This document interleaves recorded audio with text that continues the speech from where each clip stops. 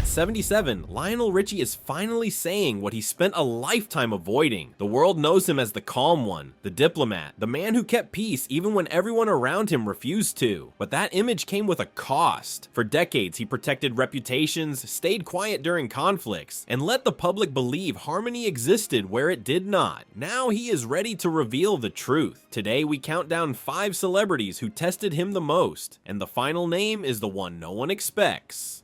Number 5, Stevie Wonder, the brilliant but tricky one. Lionel Richie and Stevie Wonder go way back. They share Motown roots, old stages, and a long history built on admiration. To the world, Stevie is the generous prodigy who lifts every room he enters. To Richie, he could be a friend who made even casual moments feel uncertain. Richie once admitted that being around Stevie sometimes felt like walking on thin ice. He loved him, but he also said, "I'd hate to get around him sometimes." Stevie was born in 1950 in Saginaw, Michigan, and rose from a childhood of music and discipline to become one of the most influential artists of all time. That scale alone created tension. Richie felt the weight of standing beside someone who seemed to turn every stray idea into a masterpiece. Richie tells one scene that captures everything. Stevie invited him over to listen to a new song. They walked outside. Stevie opened the car door and told Richie to hop in. Richie sat in the passenger seat. Then Stevie turned the key, shifted into reverse, and started backing out of the driveway. Richie froze. He shouted, "Stevie, what are you doing?" Stevie burst into laughter and said, "Gotcha, didn't I?" It was a harmless prank, but it showed how unpredictable Stevie could be, even with someone he trusted. The creative side was trickier. Richie said, every time I'd give a phrase, he'd write a song with it. He was not accusing Stevie of theft. He was admitting that being near a mind that fast, that prolific, felt risky. One loose line might turn into a record. One offhand thought might become someone else's chorus. Richie learned that closeness with Stevie required caution. Richie later admitted that part of that caution came from the culture at Motown itself. Ideas moved fast in that world. A melody hummed in one room could become a finished track in another before anyone had time to claim it. Writers and producers borrowed, reshaped, and traded fragments constantly. Standing beside someone as quick as Stevie made that system even more intense.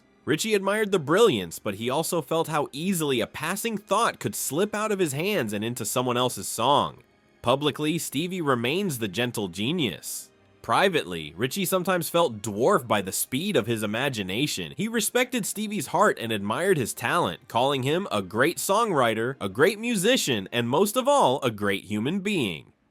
Strain came from boundaries, not bitterness. Richie did not cut ties or hold grudges. He simply learned to guard his own ideas, to protect the part of himself that fed his work. The tension between them was never explosive. It was quiet, shaped by admiration and unease. To the crowd, 2 legends standing side by side looked like harmony. To Richie, harmony required vigilance. He understood that creative generosity can blur into creative danger, and he adapted, not with anger, but with self-preservation. And while Stevie pushed Richie with pranks and pressure, the next person brought a very different challenge. This time, the partnership did not bend, it broke. Number 4, Diana Ross, the collaborator who walked away. Lionel Richie and Diana Ross once stood as a pair of legends. In 1981, they released Endless Love, a duet written by Richie and sung with Ross, celebrated as one of the greatest love songs of all time. To the world, they were a perfect pairing. To Richie, the match was more fragile than anyone guessed. Ross, born in 1944 in Detroit, had already built a dynasty. Richie, born in 1949 in Tuskegee, was rising fast. Their paths aligned, but not for long. The public myth painted the duet as effortless. Richie's private truth was different. The recording was rushed, completed overnight after Ross finished a concert. Richie later called the session a disaster, saying they barely knew whether the song would work until the final take. Pressure filled the room, the kind of pressure that weakens a partnership before it ever stands on its own. They performed the song live together only once, at the Oscars in 1982. After that, silence. No reunion, no second performance. Ross declined every request Richie made for nearly 4 decades. He kept asking. She kept refusing. On stage, Richie finally spoke for that long absence. He told the crowd, "For 37 years, Diana has said no." Then he added, "She's over there singing Happy Birthday to Beyonce. Piss me off." It was a joke, but not a harmless one. Behind the humor was a wound he had carried for years. Richie believed the duet had created a bond worth honoring. He gave Ross one of the biggest hits of her career. She gave him her voice. To him, that exchange created respect he expected to last. Ross did not agree. She chose her own path, her own priorities, her own stages. Richie watched the distance grow until the partnership existed only in contracts and archives. The industry noticed the distance long before Richie spoke about it. Executives assumed that two icons who created such a powerful duet would reunite eventually. Fans asked Richie at every tour stop whether Ross might appear for a surprise performance. Each question reminded him of the gap between what the world expected and what Ross continued to refuse. With every new album cycle and award show, the silence felt heavier.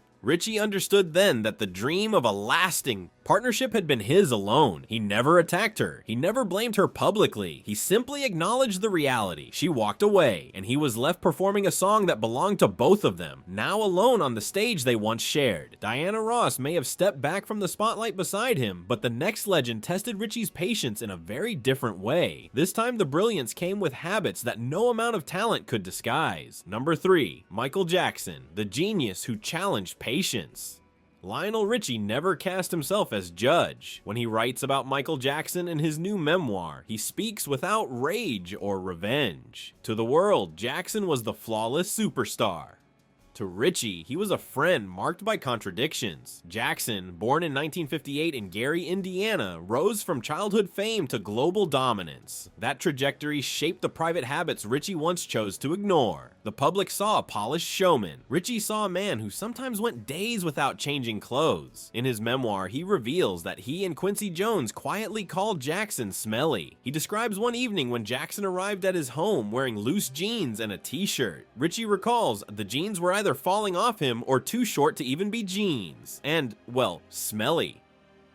It was not a criticism of personal neglect. Richie framed it as the consequence of fame that never allowed space for normal life. A simple laundry drop could turn into chaos. Clothes sent out sometimes never returned. Fans and hotel staff kept them as souvenirs. Jackson wore garments until they fell apart. One night, Richie offered him clean jeans and underwear. He told Jackson to shower. Jackson thanked him. But when Richie returned to his living room, he found the old clothes on the floor like abandoned props. Richie wrote, "Just lying there like roadkill. What do I do but laugh? MJ was here." The story was never meant as scandal. Richie emphasized Jackson's brilliance, reminding readers that this was the same man who could tell 15 different mixes apart by ear. Their relationship was a friendly rivalry, not a bitter feud. The hygiene stories only revealed the toll of a life lived at impossible speed. They showed what happened when the spotlight turned off and the costume came undone. Richie also remembered how this contrast carried into their working rhythm during the creation of We Are the World. Jackson preferred late-night sessions that stretched until dawn, driven by instinct and bursts of sudden inspiration. Richie tried to impose structure, hoping to keep the project moving, but Jackson followed whatever creative impulse struck him in the moment. The results could be brilliant, but unpredictable.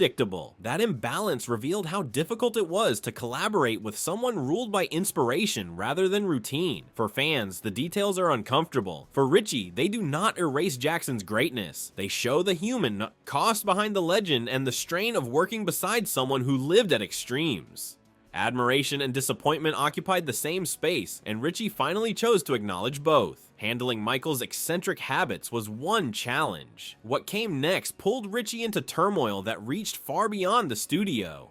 Number 2, Brenda Harvey Richie, the partner who broke the calm. Lionel Richie has admitted that his marriage to Brenda Harvey Richie did not end with a quiet goodbye. It ended with a moment so raw, so chaotic, he later called it the scandal of my century. To the world, they were the picture of stability. They met in college, married in 1975, raised a daughter, and presented a united front. To Richie, the truth was different. The bond had already cracked. He had moved to a beach house to decompress, hoping distance would soften the pressure that had built between them. Brenda was born in 1954 in Alabama and became a steady presence in Richie's life long before fame reshaped everything around them. Their history made what came next even harder to witness. One morning in June 1988, Richie returned to Los Angeles hoping to see Diane Alexander, the woman he had begun a relationship with. He went to her apartment. A knock came at the door. Brenda stood on the other side. Richie later said the calm vanished instantly. What followed was, in his words, the most awful screaming match of life. He tried to intervene, he tried to escort Brenda out and lower the temperature. He hoped she would walk away before things spiraled. When he briefly stepped outside, she came back in. The argument escalated. Neighbors called the police, charges were filed, then dropped. Richie described that night as raw and ugly and disastrous. The confrontation, once confined to a private hallway, spilled into headlines. For him, the public attention was not the worst part. The hardest part was seeing how shattered Brenda became. He wrote, "She was heartbroken, and I get it." It was the moment he understood that the marriage had reached its final point, not through hatred, but through the simple recognition that their past could not hold together a future built on strain. After that night, everything changed. The appearance of stability was gone. The comfort and routine faded. Richie and Brenda divorced in 1993. She did not become an enemy, she became a painful chapter he carried with him. In his memoir, he admits he tried to forget parts of that life, but some truths refused to stay buried. Heartbreak is one kind of fracture. The next story shows a different kind, shaped not by personal turmoil, but by the silence of a superstar who chose distance when unity mattered most. Number 1, Prince, the star who chose distance over unity. Lionel Richie says his relationship with Prince never erupted into public drama. There were no feuds, no harsh words, no headlines. What existed